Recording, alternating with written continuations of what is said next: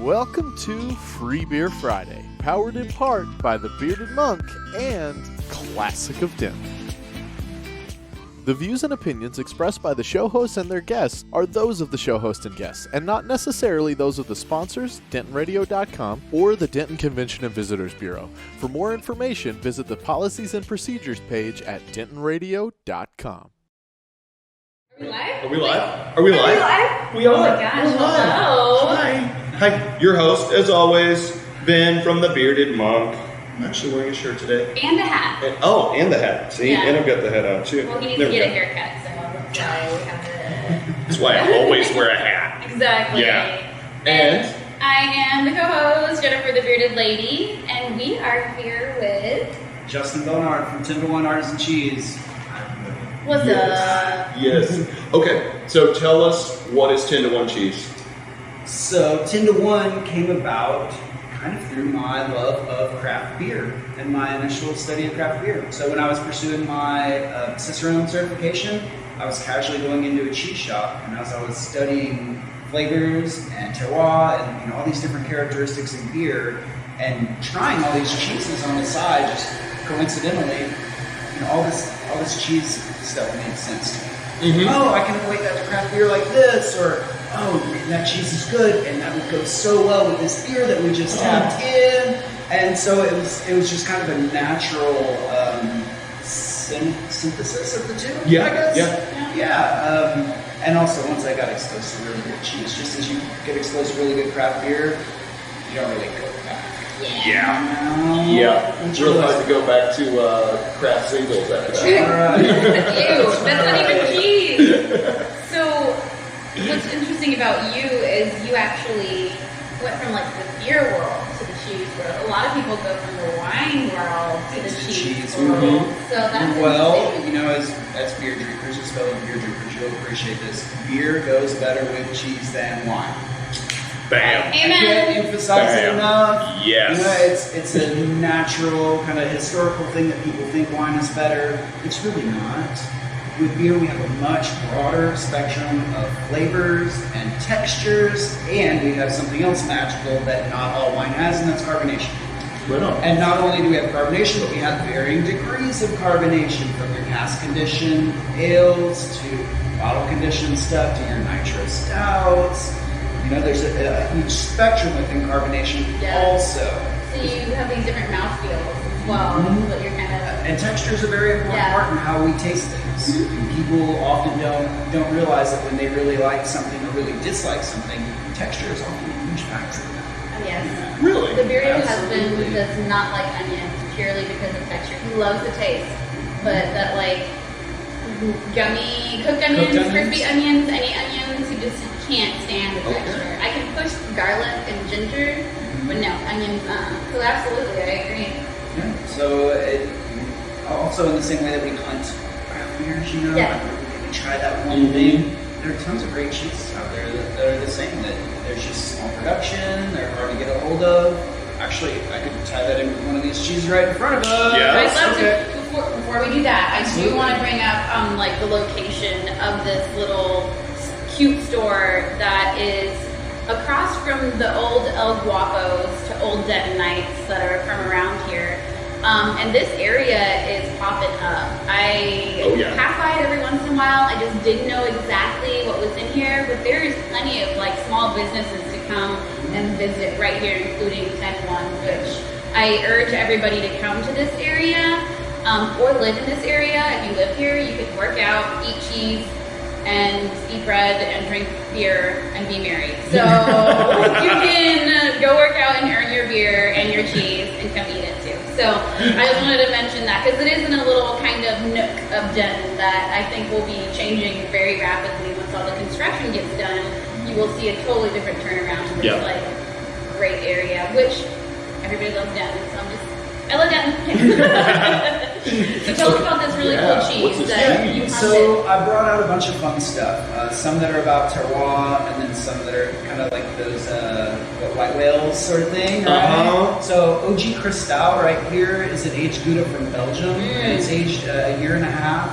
So think about it as far as shortages go in the same way that we have shortages of whiskey, right? These aged products. Well, if you make it, years prior, and then it gets really popular, you only have so much stock that you have to sell. OG Cristal has caught on big time in the past year or so, and they just don't have enough to make. So I often don't even tell people that we have it because we can't get enough to even bring it, to even post about it or talk about it, because it'd be gone in a few hours and it'd just make everybody mad. It's like if you were to get 2 bottles of something and be like, hey everybody, I got 2 bottles. Well, they're gone, and then you just make everybody mad. We have 100 people that are really mad. Yeah, there you go. So the OG Cristal is aged Gouda from Belgium. Normally Goudas are all coming from the Netherlands, but it's got the most pronounced crystalline texture, right? So it's like fudgy, and then crunch into it like a Nestle Crunch bar. It's straight butterscotch and toffee and caramely. What's really interesting about this one, though, to me, looking outside of just a textural standpoint, is it also has a roasty quality to it that you don't find in a lot of aged Goudas. Like a roasty nut, or almost like a caramel or coffee. So it's like comes off like a caramel macchiato. What is this cheese? What is this cheese? OG Cristal, and you might think like original gangster, but it's actually a Golden Brindle from April. Old Brindle. They named it after a monster. Yeah. Yep. I remember like big old. It was kind of looked like cheese. We've got some local stuff out too. Carrying local is not our priority. It's always about quality, but there are some great local cheeses being made. So this is Cabra Romero from Maridad Dairy out of Flower. I know about a lot of dogs. She's a retired vet that raises Nubian goats, and her cheeses have been winning awards at the American Cheese Society at their conference, ACS for short. Beer World, it is like GABS, the Great American Exactly. Wow. So all those correlations, that's what made it so easy for me to get into cheese. So right on. You got GABF, American Cheese Society. This is an aged goat cheese with fresh rosemary, with like saisons, something that's got a little hop to it, but not crazy. So like a nice lighter pale ale, something like that. Nice. Like this. You have in the store. So the Scaldus Pechamel is a fun curveball. Oh, okay. It's a big curveball. Well, it's a fantastic beer by itself, but it goes so well with so many different cheeses.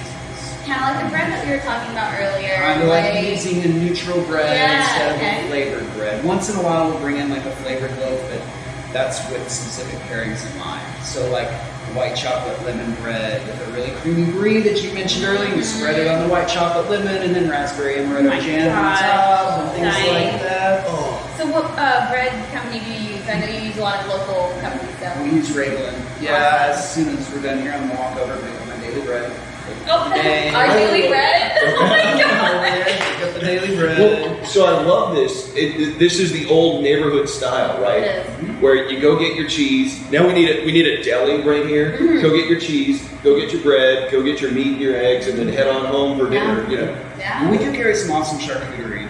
We don't. It's always cheese first with us, but we carry some great charcuterie. We just started carrying bresaola, which is an Italian. Bresaola. It's Italian air-dried beef. It's kind of like beef prosciutto. Oh my god! I say beef prosciutto. One of my other colleagues calls it elegant beef jerky. One or the other. I think Either beef or. prosciutto is more apt. But Can we get T-shirts made? Yeah. Elegant beef jerky. Beef prosciutto. But yeah, we keep beer and wine around. We've got a really curated selection. Cicerone, so I'm going to pay attention to the beers, and I don't need to have a bunch as long as I have good beers that are going to cover the spectrum that we want to cover with flavors and cheese profiles and stuff like that. You have the right beers. I have the right beers. I Yeah. don't have a lot, but I have the right. So let's try that on Speaking of this beers. guy. Oh, yeah. This is the Scaldus Pechamel. I've been a big fan of Scaldus for a long time, just to taste. Just Right, to taste for you. yeah. Okay. Thank Just you. a smidge. I know. Scaldus Thank is you, sir. my pleasure. Scaldus is famous for making the most drinkable, ultra strong beers. I think is what they say because Scaldus's flagship beer is I want to say like 12% Belgian Golden Strong Ale. And then they do the Noel, which is beautiful. I've had no one, yeah. But this is a beer that kind of has fallen off the radar in the same sense that a lot of classics have, because we're trying so many new things and new breweries popping up left and right, and so we forget what all these beers are modeled after, you know? Because this is what fruit beers should be, and yet we see lots of fruit beers on the market, but they're not up to this quality. It's a peach pie. It is. It is a peach pie. Yes. Sorry. Salud. Gross. Well, the white wine on the nose. Very, and the texture, it's a full mouthfeel. So that's because it's 8.5%. Yeah. It's a Belgian golden ale with peach juice. It's bright, peachy, sharp cheddars, peach goudas. You can do it with fresher cheeses too, like fresh cheddar, fresh goat cheese. It goes really well. It's a delight. I love that you get so excited about it too. You're like, all the cheeses that you can pair with it. It's great. It's great. And so we casually do beer and cheese pairings. Okay. People think that those always have to be formal events. But when we've curated everything, you can show up and say, like, oh, I want to try this Scottish Bechamel. Cool. Well, let's put this beer in your hands, and now let's taste cheeses. And I'm going to direct you toward your own personalized pairing at noon on a Thursday afternoon, or whatever time you walk in. We do this. And same with wine, too. We keep a really curated wine selection. I'm doing my first level somm exam coming up soon. Nice! Yeah, you're going every which way on certifications. Why not? Cheese cert, They all beer cert, wine study cert. of one ties into study of the next, ties into study of the next. So once you kind of start down that path, all the other things fall into place. Well, I thought it was interesting that you had said terroir, which I don't often hear referred to in the beer world. But correct me if I'm wrong. But I hear it in the wine world. So think about it in house yeast strains, though. Okay. So like all your old school Belgian breweries that have their particular house yeast strain, those house yeast strains have been cultivated over a long period of time, especially when you get into lambics and stuff like that, right? So that's definitely an indication of the terroir. Yes, very much so. So I would tie in yeast into that characteristic. Terroir cheese, right? Well, it's both the climate, the aging conditions, humidity, things like that, right, of a particular region, but also the grass and the food that those cattle or sheep or goats are eating. The grasses and the herbs and the flowers that the cattle are eating in the Alps, high up in Austria or Switzerland, totally different than what cattle are eating in Wisconsin. Totally different from what they are eating in California, or Denton, or Denton, Texas, or Flower Mound, which in turn affects the milk, which in turn affects the cheese. So real quick about terroir with this cheese, that's why I brought this one up. That's from Neal's Yard Dairy out of London, and that is a Welsh cheese. The cheese is actually from Wales. Sorry, it's called the Gorwood Caerphilly. Gorwood Caerphilly. Gorwood Caerphilly. Sounds Welsh. Yeah, lots of Y's. But Neal's Yard is really cool. They're a cheese shop in London that's been around for 50 years or more. And what they do is they work with all these small family farms throughout the UK to help keep historical styles alive. So, for instance, to tie back into beer, Berliner Weisses, right, are something we know. They're prolific now, right? 15 years ago, 20 years ago, they were almost going extinct. Same with even the Belgian wit beer, and that would have been back in like the 50s or something. Bluegarden, Pierre Celis revived that style because it was on the verge of extinction. That's a crazy thing to think about. That we almost lost Belgian wit beers. We almost lost Berliner Weisses, right? It's a crazy thing to think about. Same with Goses, right? With German. That was a loss. That was a very obscure style. But anyway, so they're focused on... So they work with all these small family farms to help keep these historical styles alive. They call them territorials, I believe. So, small families that produce this cheese on their farm that they've been producing this way for generations, right? Oh, that's cool. It is. It's really cool. So the style of this cheese is called Caerphilly, which is that's an obscure style, right? We all know Gouda, Manchego, cheddar, some of these other things, but Caerphilly.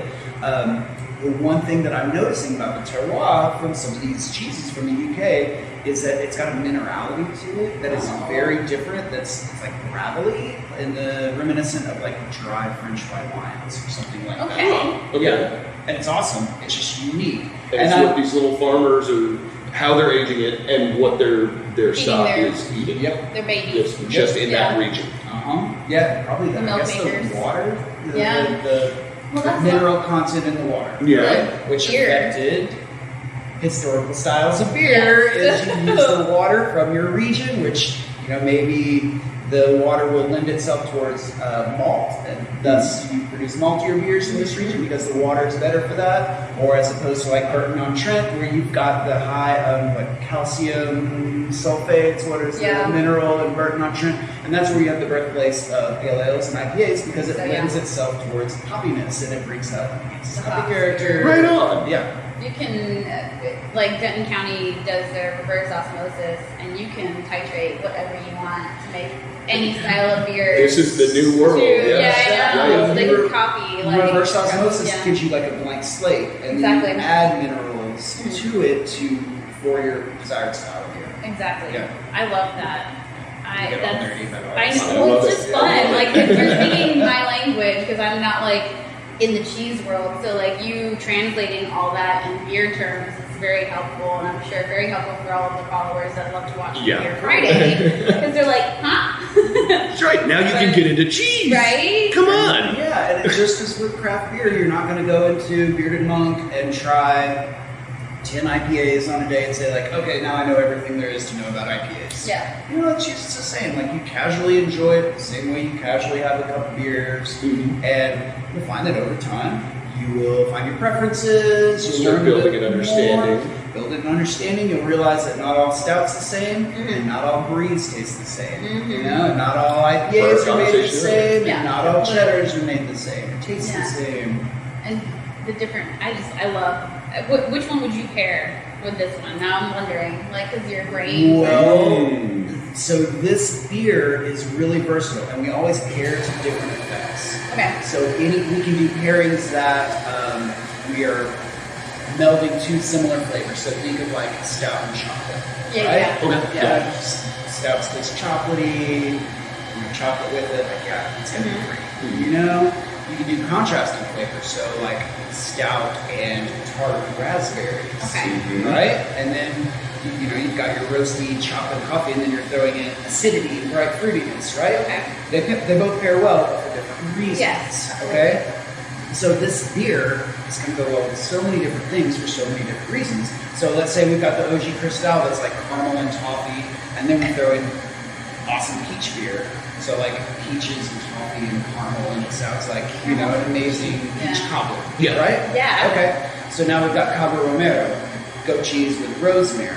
So it's bright and fresh and kind of tangy and herbal, and you're adding like this bright peach juice, and it makes it like a spring afternoon. Yeah, like a salad, like a rosemary peach herbal salad. And then with the minerality on that one, so it's like bright and lactic. It's got kind of a chalky texture, but a little bit of minerality to it. It really makes it seem like a wine. Like the big picture makes it seem like dry, fresh Drink wine. Yeah. But it's a beer and cheese. Wow. I love it. This is so fascinating. Isn't it? Y'all need to come in and have a beer pairing with his beer and his cheese, because he will be able to hook you up. Because apparently this beer can go with anything over there right here. Oh yeah, can we see we're sitting in front of this, just this cabinet right here. There's more. There's more. I've just yet to put it in the case for the day. Okay. We get new cheeses in every week. We do a rotating selection. We keep some house favorites around, but we also explore some of the curveballs, some of the weird, funky stuff. A little stinky sometimes. Stinky is not bad. Stinky is good. We were talking about this earlier. Stinky is a good thing. Stinky cheese is most of the time. Stinky cheese is most of the time some of the best cheese that I've ever had. So You're not alone. That's I some of know. the most highly regarded cheeses in the world are Pretty stinky. Yeah. It smell like stinky feet. What does Ben say? The cheese, they may smell like feet, but they're the feet of angels. I love that. I love that. I don't know if you've been to France, but once you land in like Charles de Gaulle, back in the day, if you used to travel, I lived overseas, you would land and you would like get punched in the face with like cheese smell. I forget what it's called. It's like the famous stinky cheese. they finally have been able to like congregate that smell to like one area. But it used to be all of Charles de Gaulle just smelled like that cheese. Really? But they like finally just put it in one little store. And I'm like, oh, you don't get off, and you're like, oh. It was intense whenever you landed. So that sounds wonderful. Then you go find it. Yeah. Eat it, Follow the trail. Pair with some champagne, and but it's better. That's Sounds why good. champagne goes so well. So you were talking about the like carbonation. Now I know why champagne goes so well with cheese. Champagne goes There's with that- everything. Oh yeah, you're right. Champagne and fried chicken. Hey, can you do that here one day and just like have a champagne fried chicken thing with cheese on top? Boy, oh my god. It's gonna be the classiest chicken fry ever. Yes. We got something here. Now you gotta do it. You gotta do it. Oh, let's get on it. Yeah. Well, and then, sorry, you do full boards, and like we've been talking because we're going to pick up boards as the month. But on that, with the Rattle and Bread, with the cheese selection, you guys do your own accoutrement. Yes, that was something that we wanted to do in opening up the shop. So if you go into other means like to make whole, the accompaniments to make whole. Okay. So you go into other cheese shops around the world, and they sell like really expensive little jars of cool jams. You know, like cherry and clove Cabernet jam, or all sorts of candied nuts and olives and things like that. We make our own jams. We make our own nuts. We make our own pickles. Our pickles right now are Thai green curry. Oh, you're not a pickle guy though. I love pickles. Yeah. You know me. Go ahead. Yeah, they're awesome. What is wrong with you, Ben? You don't like pickles? Done. Like, how do you not like pickles? I can't get into pickles. I can't do it. Yeah. That's And we're going to do a pickle eating contest. Because we all know now the Whale Chasers, like we all know that the best made sour pickle beer from Martin House is like up on the ups for what everybody's hunting for. So we're going to do... They just did a spicy one. We're going to do the launch party for the spicy one.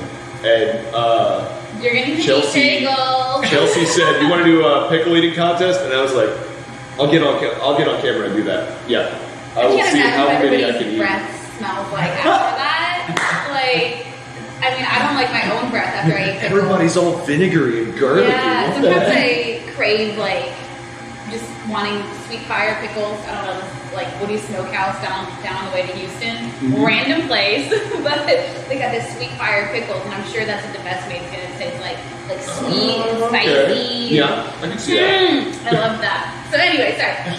Pickles. It's a spicy pickle. A little bit of spice to them. But for instance, we're serving a blackberry peach jam with Whistle Pig Rye whiskey right now. Oh, Whistle Pig. Seriously? Yeah.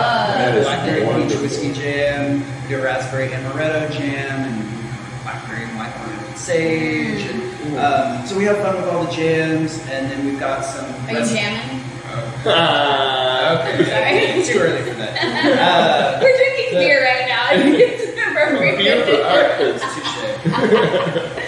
Yeah, and then we've got some recipes that we really honed in on all these sorts of candy nuts that have become big favorites. Like those lemon pepper almonds that you posted a picture of. Those have become a house staple. Candy lemon zest, almond slivers with salt and pepper, and a little bit of lemon sugar. Great with saisons, things a little hop forward, but that like bright, zesty and peppery character also kind of cleanses your palate, so it enhances everything around it too.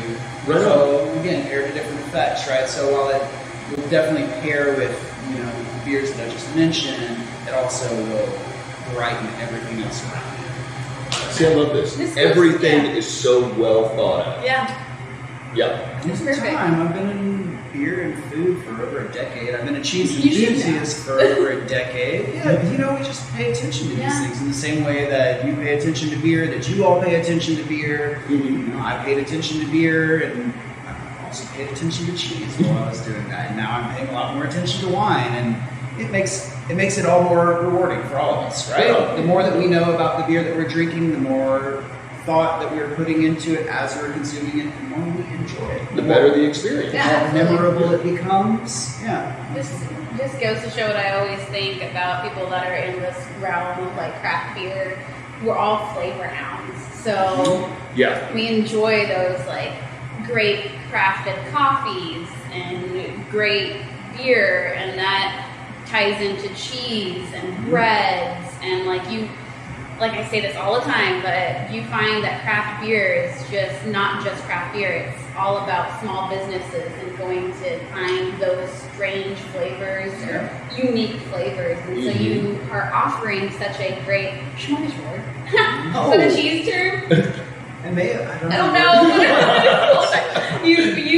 you serve such a great array, and to tie that in with beer is just amazing. So thank you for doing that for the community of Denton. Well, and we appreciate the it. way you phrase that, so we often joke that the official term for people that do cheese, like we do, is a cheesemonger. But because we do it in such a broader fashion, we do call ourselves flavormongers.